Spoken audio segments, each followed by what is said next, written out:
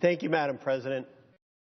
First, I'd like to thank the Capitol Hill Police and the Secret Service for their bravery, their heroism, and their work not only yesterday, but every day to keep this Capitol safe and to keep the people in it safe. We are in their debt.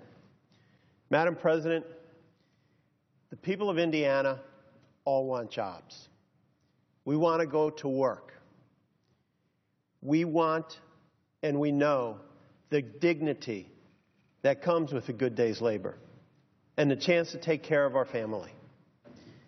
And the people in Indiana have told me time after time, and they've said it very clearly, Joe, focus on jobs, focus on the basics. I couldn't be prouder of my home state. And every day I'm thankful I have the amazing privilege to represent all Hoosiers in the United States Senate. But our economy in Indiana isn't as strong as we would like it to be. The national unemployment rate is 7.3%. Indiana, 8.1. Indiana's median household income declined 13.2% from 2000 to 2012, and it lags behind the national average. We've dropped to 40th among states in per capita income. We have so much work to do in my home state and in our country. And Madam President, as you know, I am an optimist by nature, but I'm incredibly disheartened by what I've seen in Washington recently. Some in Congress are playing a game of chicken with our jobs, with our economy, with our future. Because these folks haven't gotten their way, thousands of Hoosiers are furloughed and are not receiving paychecks. The paychecks that help them feed their families, pay for college, and invest their hard-earned money in local-run businesses. Many of the good people at the Naval Surface Warfare Center in Crane, Indiana, who keep our troops in Afghanistan and around the world safe, they were sent home recently. And they can't do their critical work that keeps our nation safe. The demands of a few here have caused the scientists at the Center for Disease Control to be unable to go to work. These actions have also caused many of the patriots at Fort Wayne's Air National Guard Station and Grissom Air Reserve Base and at Terre Haute to have their work and their operations idled. We are now at a point in the debate where some are putting our economy at risk simply to advance their own political agendas. These folks are shutting down operations across our nation and in my beloved home state. And that hurts our still recovering economy. We have so much work to do to move Indiana and our nation forward, and Congress isn't helping. We talk all the time about providing certainty to our business friends. Hoosier businesses thrive on hard work, creativity, and teamwork. They also deserve a government that provides certainty, a steady hand in choppy seas. They don't need a government that creates the storm.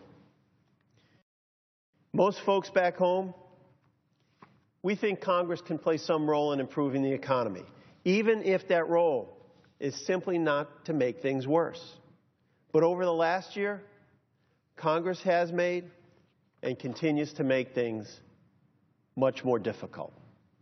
It is embarrassing that the actions of some in Congress these days are now the greatest obstacle to future job creation in our country. Americans' economic confidence is measured daily via polling by Gallup.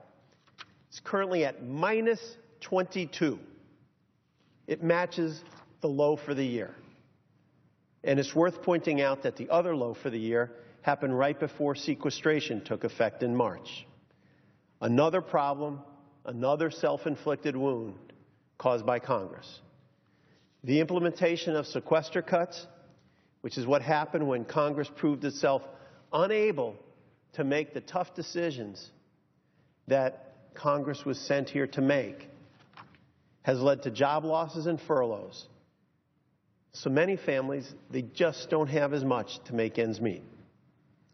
The nonpartisan Congressional Budget Office reported we could lose up to 1.6 million jobs next year if these across-the-board cuts continue.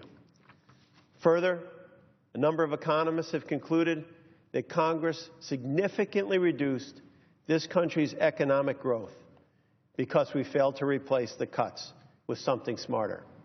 And economic growth is a fancy term for people going to work and people who have jobs. The American people are losing confidence in their economy because of Congress. Here we are, 6 months later, 4 days into a government shutdown, 13 days away from defaulting on our debt. History tells us government shutdowns are terrible for the economy and terrible for jobs. If we look at the last time the federal government shut down, in 1995, 1996, for 27 days, Congress put hundreds of thousands of people out of work, cost over $1 billion in damages, and consumer confidence took a double-digit hit. Back then, our country's economy, though, was in a stronger place than it is today, and it recovered a little bit quicker. This government shutdown is damaging our economy and damaging our economy at a time where it is very, very fragile. However, this government shutdown has damaged our economy. But a default on our bills, as we look forward, would be absolutely devastating. What happens if we fail to raise the debt limit and if we stop paying our bills? That's what the debt limit is. It's our obligation to pay our bills. While it's completely unprecedented, well-respected economists warn it could send us right back into a tailspin. We're still recovering from the last recession. At a time when Hoosiers are trying to get back to work and take care of our families, Congress' inability to work together is making it so much more difficult. Congress is not helping and is actually hindering job creation and economic growth. Madam President, this is no way to run a country. I stand ready to work with anyone in a common sense way out of this train wreck. We must find a way to stop hurting the economy and to actually help the people who have made this country such a great place.